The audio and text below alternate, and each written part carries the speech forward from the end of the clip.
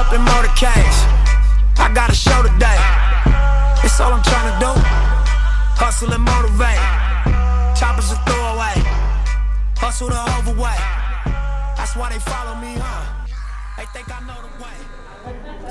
Time to blunt, boys. Do you need anything else? I'm good, man. Thank All you right, so just much. text me. Hey, man. See, dude. You got the job. I will very soon.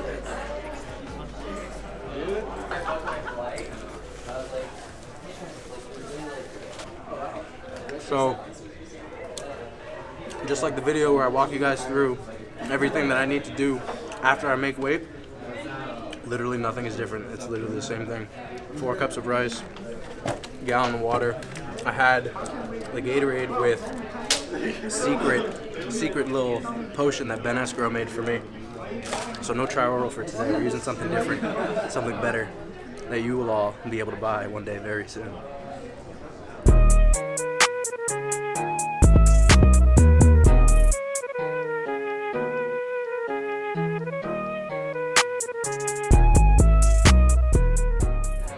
Alright, so getting into more specifics, like we just said, we're talking about what the game plan was for today. The openers are set at 272.5 kilos, which is 600 pounds for squat. Bench is 195 kilos, which is 430 pounds for bench. And then deadlifts are set at 300 kilos, which is 661. So just gotta lock in those openers, make lifts early and often. Get the job done today. I ain't tryna bring you down, but for real, you might as well give up now. Think you got a chance, but I don't see how. Got a real tight grip when I hold that crown. My life been good and bad and all around. The more things I lost, the more I found. One thing I taught myself to do, no matter the problem, refuse to lose. So, how you want it, man, you can choose. If you can't take the heat, don't light the fuse. See, I walk in slow and ignite the room. Like fire, everything I touch, I consume. I'm getting up while y'all just snooze. While you make breakfast, man, I'm on the move. I'm the first one in and the last one out. Whoever owns the place gotta drag me out. In me I trust, yeah, I smell like success, this Elon Musk, huh? Everybody wanna be like us, we don't stop, cause the top just ain't enough, huh? I ain't never gave no fucks, I ain't scamming, you know black men don't blush, huh? Came here ready to fight on this night, you better just run for your life.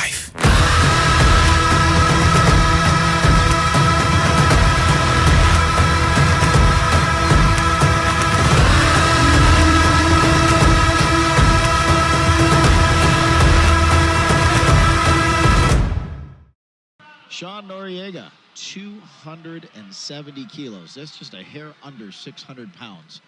These are raw lifters. They wear knee sleeves and wrist wraps and a belt, but that singlet they're wearing is stretchy. So there's no suits or anything to help them with this lift. This is all them. And Sean owns the junior American records. Drives it up, see what they say. He's lifting as a Sean Noriega, 282.5 kilos. And again, Sean owns some of the records that we've got here in the United States for a junior. Very wide stance squatter. Look at how wide he's got his, pushes those knees out. 282.5 kilos and all spinal year as a junior. This is the amount of weight we're talking about here that these people are lifting here on this platform is just mind-boggling.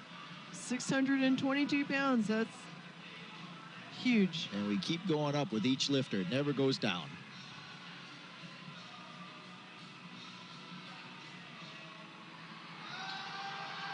Fighting.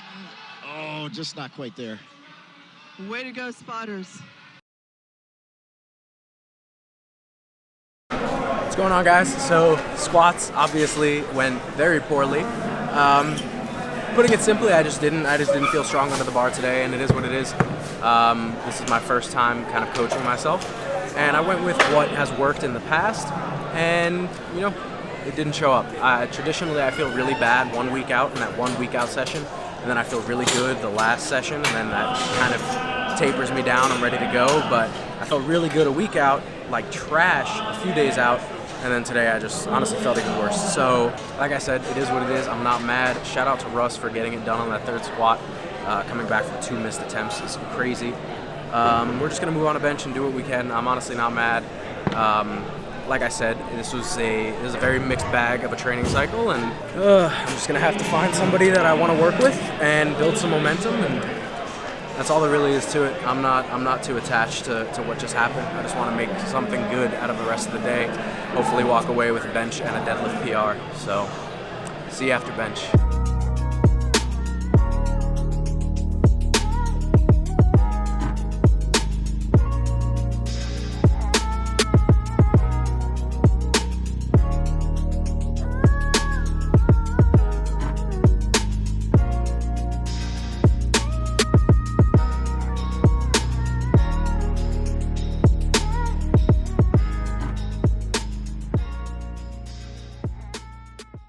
195 kilos is 430 pounds. This is well over twice his body weight. 430 pounds for a person who's under 184 pounds. And he's 23 years old. He's still a junior this year. That's just super high arch. Look at that lift. He does own the American bench press junior record to bump it to an even 202.5. Well, because he's in the open class and is a junior record, he can't chip it. He can't put a less That's than correct. A multiple of 2.5. Absolutely correct. But So when he benches this as an open lifter, Oops. it will set a new. Something happened. They just asked him to replace. Okay. So he's got 30 seconds to reset and try this again.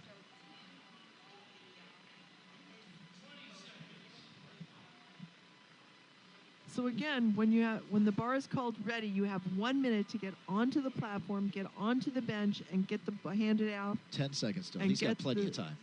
The chief referee to give the start There it signal. Oh, let's see what they say. And with that, Those calls, but that was good.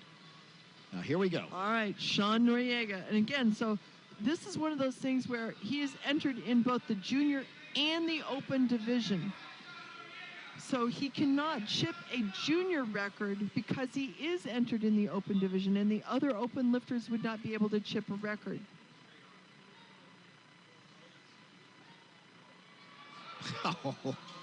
So Sean just did 205. All right, guys, so I'm actually pretty happy with bench today. I hit 205, which is a 2.5 kilo meet PR. The second attempt, I don't know if you guys noticed in the video, I think Daniela got video of this from the front. They made me replace the bar because some of the ring was showing on the left hand.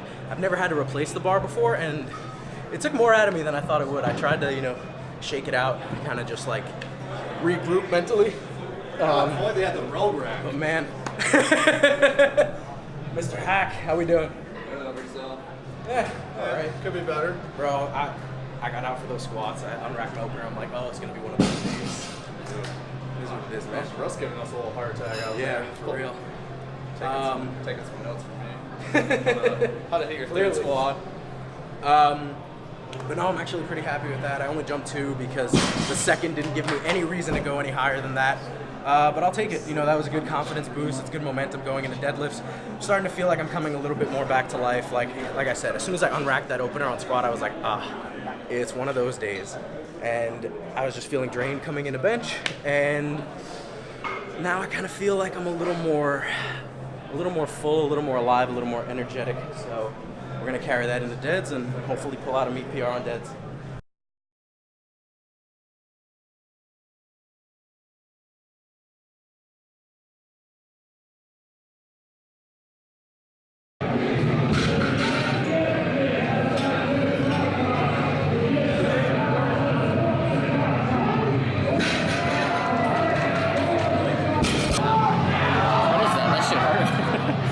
He's through it.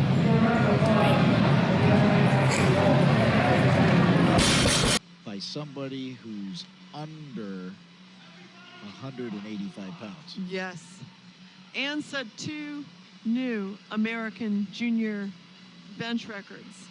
202.5 and then 205. Wide sumo stance. Double overhand hook grip. Boom. He made 300 kilos on his opener. He's currently in the juniors first place in the, if he makes the, or no, he is in that place. and he's currently in third place. And he just made it. And all to add a cherry the bench press. on the cake. I like ice cream sundaes. There you go. Third attempt deadlift. Everything going for broke here. Gets the shakes. Oh, no. Oh, no. That was close. All right, guys, so we're back in New York. You guys just saw the meet recap. I totaled 787.5 kilos, which I think, off the top of my head, I think is 1736 or something like that. That was comprised of a 270 squat, 595 pounds, a 205 bench press, 451, which is a meet PR, and then 312.5 on deadlift, just missing a 716 pull. Overall, just a very poor showing, obviously. Not making any excuses for that. I just was not particularly strong. When I started warming up for squats, the weight just felt really heavy, and I wasn't really hitting depth on any of my warm-ups. I just didn't have any space in my hips to really get down there. So once I got on the platform, I wasn't in command at all. There was no way that I could really control my squat or have any sort of confidence and poise, because my only way of getting down into the bottom was to just try to dive bomb it. Like, I was just like, all right, I'm just gonna let go of all, I guess, control, and just try to force myself into there.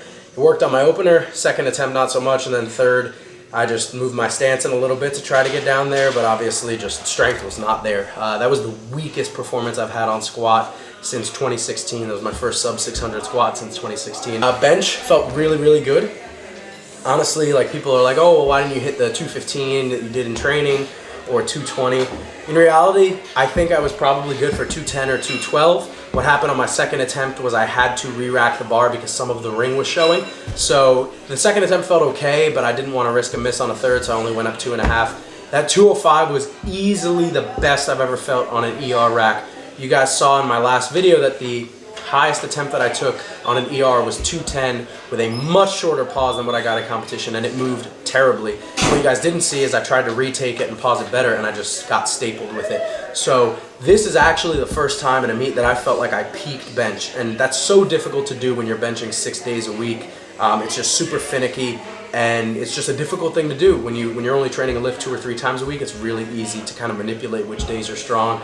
But when you're doing it every day, sometimes it's just a crapshoot, and you get turnouts like what I had during the prep, where my 6th day benching in a row was the strongest. So for me to be able to manipulate my volume that way and make sure that I was as strong as I could possibly be on meet day, that was a huge win for me. Like, I was so happy with that 205, because my bench training is so unique because of, you know, obviously the arch that I create and the range of motion that I have, and I really feel like I have a super strong mastery of both my technique and my programming. So going forward, that is going to be something that I stick with as far as training methodology goes. Then moving on to deadlift. Deadlifts felt pretty solid. They felt about as good as my best day in training, but they didn't really have that extra pop that I usually get when I taper going into a meet. And I think that's probably because I respond really well to high rep work on deadlift. Like, over the summer, my deadlift was at an all-time high, and I was working in these really high rep ranges. And I think I got a little scared to keep running with that close into the meet. I know deep down that training is just all about doing what gets you strong and not sticking to the dogma of what peaking should look like. But I think just coaching myself, I didn't 100% have the confidence to keep those reps up. And it definitely showed, where I was doing sets of 3 to 5 with weights that I was, doing like 7s to 9s with over the summer. So deadlifts didn't show up exactly how I wanted them to either, which is totally okay. This was the first time in a meet where I've missed a deadlift on strength in a really long time. And honestly, I'm happy that that happened, because so many meets prior to today, I've kind of had deadlifts, taken away from me, in the sense that I didn't get to pull an all-out deadlift because of balance. And I can confidently say that balance is not an issue on deadlifts anymore. I feel really sturdy with a more toes forward position that I've been training with lately. So missing a deadlift on strength on the platform, like, obviously I want to make my lifts, but it felt good to kind of, give it all and then just, not have it. Going forward, what are my plans? So my plan initially was to, after this meet, continue to coach myself for a little while. I was obviously more confident in a better meet day performance. Obviously that didn't work out. I know what I would need to do going forward if I were to continue to work by myself, but that is not going to be what I'm doing. I will be working with a coach going forward. I have a couple people in mind, and as of next Monday, I will have an answer for you guys, so stay tuned for that. Ultimately, I just have a lot of people to thank. Like, I knew coming into this meet that it was going to be such a mixed bag. Like, I was obviously very confident in the plan that I laid out, but I knew on paper Russ was stronger. I had no intentions of chasing him. I just wanted to come in and do what I had to do. But I knew that coming into this, things would be either surprisingly good or about as mediocre as I expected. So I'm obviously just not very happy with this meet, but I am not in any way going to dwell on it. And this is something I talked about on Instagram a couple days ago. You cannot cling to the past moments, and you cannot feel like all the work you've put into something. Like if you've worked so hard to build something like many of us did going into Raw Nationals, and just have it broken down in the way of just like not having the performance you had, it's really easy to feel like you just wasted your time and all of that effort went to nothing, until you realize that you still have all the tools and resources to build what you have built, but now you're a better builder, right? So that's something really to remember. Like, these experiences, whether they're celebrations from something great or failures and you just, something you fell short of an expectation, right? Like, those moments are meant to be scaled up or just jumped off of. You can't cling on to them or live in them. That's a lesson that I've learned from experience and through mentors that I've had, right? Like, the future is the present, honestly. The next moment is what you have to focus on. And things in the past, the moments in the past, the pain of the past, the celebrations of the past, they no longer exist, right? You just have to learn from them and move forward. And I know it sounds cliche, but it just doesn't make any sense to feel poorly about yourself, to pity yourself, to dwell in the negative things, if when you're thriving, your goal is to keep going. Like, when you get knocked down, why would you change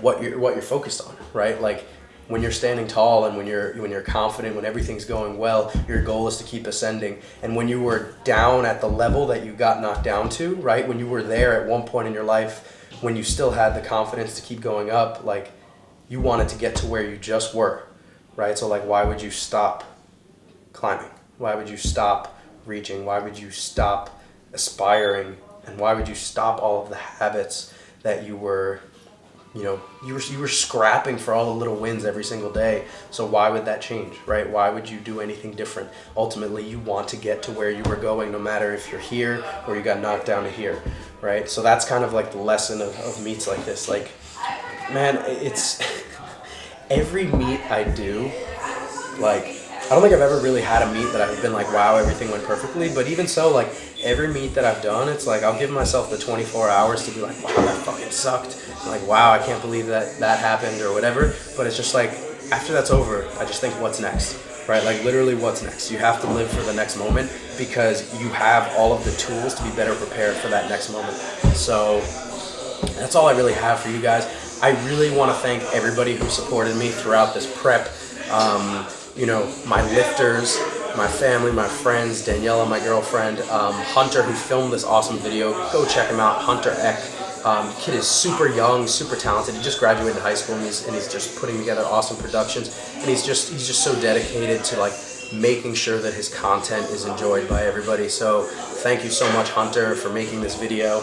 And yeah, I mean, just like I said, thank you for everyone who supported me. Like, when I have a performance like this, I'm like not proud of it, but like there's still so many of you guys who still believe in me, who still are like, you are going to get it the next time. And like, I don't firmly believe that, like, you can always do all the little things right and they're always going to pay off the next time, right? But you have to focus on making it happen the next time. Like, you just have to have that short-term memory to say next, next, next, next, because eventually you're going to get to that next where things really do go well, and it's going to feel so much better after having gone through all the failure and growth that happens to get to that point, right? So again, if you like this video, don't forget to like, comment, share. Wow, I cannot put together words. It is like a tongue twister. Like, comment, share, subscribe. go check out Hunter. Thank you guys so much for watching, and I cannot wait to document my off season for you guys going forward. Very, very, very big plans going forward in terms of who I'm going to be working with and my long-term goals in powerlifting, because we have a short-term goal and we have a long-term goal, and when I tell you guys that long-term goal, I think it's going to be pretty cool. So my plan now, I have to pick out a next meet. The Arnold is probably not in the cards because I have 6 or 7 Canadians doing their nationals the same week as the Arnold, so I probably won't make it out to the Arnold. I have a couple lifters who qualified and will probably be doing it, but just playing a game of numbers, I have to be there for, you know, the 6 or 7 guys that I have doing Canadian nationals. But regardless, I will be picking out a meet, probably early spring, around there in 2020, after putting together a couple of really successful and confident training blocks on my squat. And then going into nationals, I have a feeling that I'm seriously going to put together a crazy, crazy performance. So that's it for the video, guys. I sound terrible and congested and probably look like a zombie, so I'm gonna go home, eat, sleep, and then get back to work. All of you guys who did nationals, I noticed that like you're all back to work. Like I've never seen a nationals that fostered so much competitive nature and just positive vibes that literally everybody is like, I'm gonna go back to work. Even the people who had terrible meets are like, I'm gonna go back to work. I think everybody's learning, and I think everybody understands the message that I just talked about before, and that makes me really, really, really happy. So I'll see you guys in the next video. Remember, no bad days. Every loss, every win is data.